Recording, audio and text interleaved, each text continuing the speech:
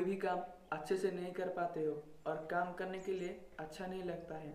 और यदि आप एक विद्यार्थी हो, आप यदि पुस्तक लेके बैठते हो तो आप मोबाइल चलाने में लग जाते हो। तो इसका कारण क्या है?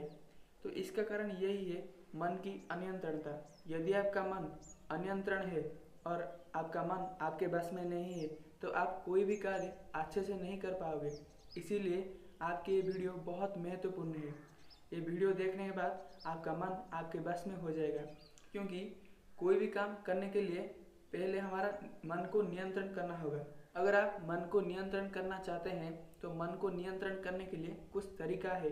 अगर वो क्रमबद्ध तरीकों को आप अच्छे से समझ लें और वो तरीकों को अपने जीवन में लागू किए तो आपका मन आपके बस में होगा और आप एक अच्छी स्थिति में। सबसे पहली बात है कि आपके मन की स्थिति को सतोगुणी बनाना होगा।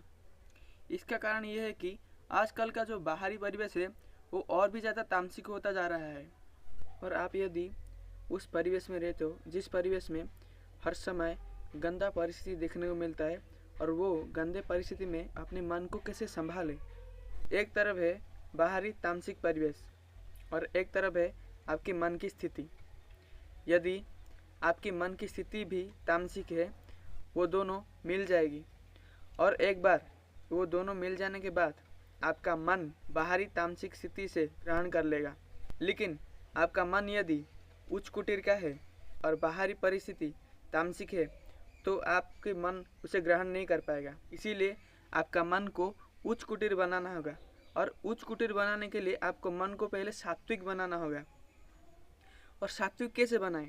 आपको कुछ ऐसा काम करना होगा जिससे काम करने से आपके मन पर सतोगुणी का प्रभाव बढ़ रहा हो। जिस तरीके से आप ब्रह्मचार्य का पालन करते हो, जैसे सुबह प्रातःकाल 4 बजे उठना, उसके बाद भगवान को प्रार्थना करना, उसके बाद हमारा जो नित्य कर्म होता है उसको समाप्त करके व्यायाम प्राणायाम करना। इसके अलावा और जो परमात्मा से जुड़ने की जो प्रक्रिया है वो सब करना चाहिए। दिन में 1 घंटा 2 घंटा ध्यान करना चाहिए, भगवान के नाम जाप करना चाहिए, भगवान को स्मरण करना चाहिए। ये सब करने से आपके मन पर सतोगुणी का प्रभाव बढ़ने लगेगा और आप आपके मन के ऊपर नियंत्रण ला पाओगे। ये हुआ पहली। दूसरा तरीका ये है कि शारीरिक स्तर पर सक्रिय रहना, क्योंकि आप जीवन को एक मार्ग दे सको, आप जो कोई भी काम कर रहे हो वो अच्छे से कर सकें। इसीलिए आप मन को नियंत्रण कर रहे हो। यदि आपका शरीर ठीक नहीं रहेगा तो ये सब होगा कैसे? इसलिए आपको एक दिन में ज़्यादा नहीं 30 मिनट से लेकर 40 मिनट तक योग अभ्यास करना होगा। यदि आप हर दिन 30 मिनट योग करते हो तो आपके मन में जो तामसिक भावना है वो घटने लगता है। जो लोग सारे दिन लेटे रहते हैं और जो लोग सारे दिन बैठकर काम कर रहे होते हैं उनका मन की स्थिति ठीक नहीं रहती। जब आप योग अभ्यास करते हैं तो सिर्फ आप योग अभ्यास नहीं करते हैं, आपकी शरीर में न्यू हार्मोन्स रिलीज होता है, जिसकी वजह से आपकी मन मजबूत होने लगता है, जिसकी वजह से आप मजबूत फील करने लगते हैं।